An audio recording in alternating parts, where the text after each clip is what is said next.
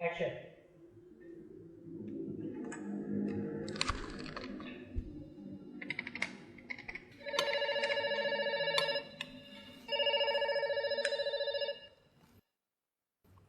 Iya. Halo, selamat siang Pak Ami. Selamat siang. Iya Pak Ami. Saya perkenalkan, nama saya Dimas dari Bank KRUT Pak. Ada apa Mas Dimas? Boleh minta waktunya 2 menit sebentar aja Pak. Saya ada kabar gembira buat Pak. 2 menit ya, tapi nanti kita gantian ya. Oh begitu. Ya Mas Dimas 2 menit, kemudian saya ya, nggak masalah? Oh ya boleh, boleh. Gitu. Boleh, nah, silakan Mas Dimas duluan, ya monggo.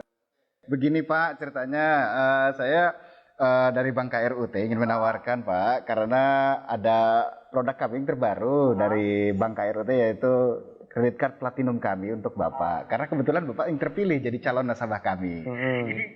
Lumayan besar Pak fasilitasnya, banyak sekali. Kita banyak cashback di beberapa merchant yang terbesar di seluruh Indonesia Pak ya.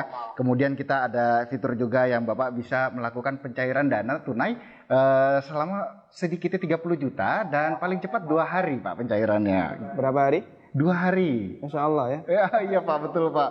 Dan ini pencairan ini langsung kita bantu secepatnya begitu Bapak ajukan gitu. Gimana Pak? Bapak tertarik? Apalagi ini belum ada bebasan annual fee tahunannya Pak. Baik. Sebelumnya saya boleh tanya dulu ya? Boleh Pak. Nggak masalah ya? Baik. Mas Dimas Muslim? Saya, iya Pak, betul Pak. Alhamdulillah ya, kita sama-sama Muslim. Mas Dimas pernah dengar nggak tentang riba? Iya, pernah dengar maksudnya. Iya. Pernah kebayang bahaya riba nggak? Bahaya riba? Iya tahu Pak. Mungkin pernah dengar hadisnya atau ayat Qur'annya. Pak. Tapi Pak, bagaimana? Masih tertarik Pak dengan kartu kredit platinum kami Pak? Nanti kita lanjutkan. Saya boleh cerita dulu? Ya, boleh. Ya. Jadi gini Mas Dimas. Coba Mas Dimas bayangkan kalau ada orang yang berzina sama ibunya. Kira-kira respon masyarakat gimana? Semua orang sepakat jelek ya. Gimana? Maksudnya gimana Pak? Kalau misalnya ada orang yang berzina sama ibunya, semua orang akan menganggap dia melakukan perbuatan yang maksiat. Ya bejat itu Pak. Wah, bejat sekali ya. Bejat Pak. Baik, kita sama-sama sepakat untuk itu. Begini, Nabi SAW menyebut bahwasanya riba itu ada 73 pintu. Pintu yang paling ringan, kata Nabi SAW, dosa riba itu seperti berzina sama ibunya Mas.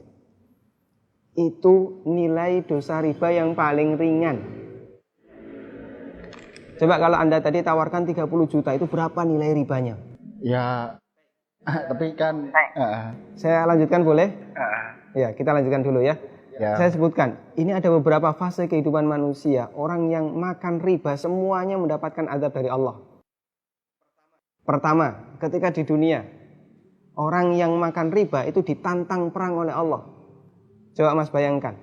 Kata Allah Subhanahu wa taala, ya ayyuhalladzina amanu taqullaha wa dharu ma baqiya minar riba. Wahai orang yang beriman, bertakwalah kepada Allah dan tinggalkan semua bentuk riba. Fa in lam taf'alu fa'dzanu biharbi minallahi wa rasulih. Kalau kamu masih ngeyel, enggak mau meninggalkan riba, umumkan perang dengan Allah dan Rasulnya. Coba, kalau kita ditantang perang oleh Allah dan Rasulnya, kira-kira ada enggak peluang untuk menang? Enggak ada ya? Ampun Pak. Ini yang pertama.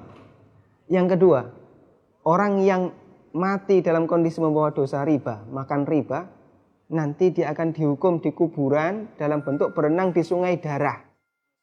Masya Allah, berenang di sungai darah. Kata Nabi SAW, beliau pernah menceritakan mimpinya, dan mimpi beliau itu wahyu. Nabi SAW pernah melihat ada orang yang berenang di sungai darah, kemudian di tepi sungai ada orang yang membawa batu. Setiap orang ini berenang menepi dilempari batu ke mulutnya, kemudian balik ke tengah. Ini yang kedua. Di alam kubur dia mendapatkan azab berupa berenang di sungai darah. Yang ketiga. Masih ada yang ketiga Pak? Iya. Siap mendengar? Masih sanggup mendengarkan? Iya Pak. Iya. Tapi saya lanjutkan ya. Iya Pak. Tapi ketika orang ini dibangkitkan oleh Allah dari alam kubur, dia dibangkitkan dalam kondisi sempoyongan Mas. Allah Subhanahu wa taala bercerita, alladzina ya'kuluna riba la yaqumuna illa kama yaqumul ladzi yatakhabbathu syaitan minal mas. Orang yang makan riba, mereka akan dibangkitkan pada hari kiamat dalam kondisi sempoyongan seperti orang yang kerasukan. Iya Pak. Artinya yang lain berjalan normal, dia sendiri sempoyongan. Menyakitkan. Kemudian yang keempat, tadi sebelum hisab ya, ketika dia dibangkitkan sebelum hisab dia sudah disiksa. Yang keempat setelah dihisab, orang yang makan riba itu kan makan harta haram ya.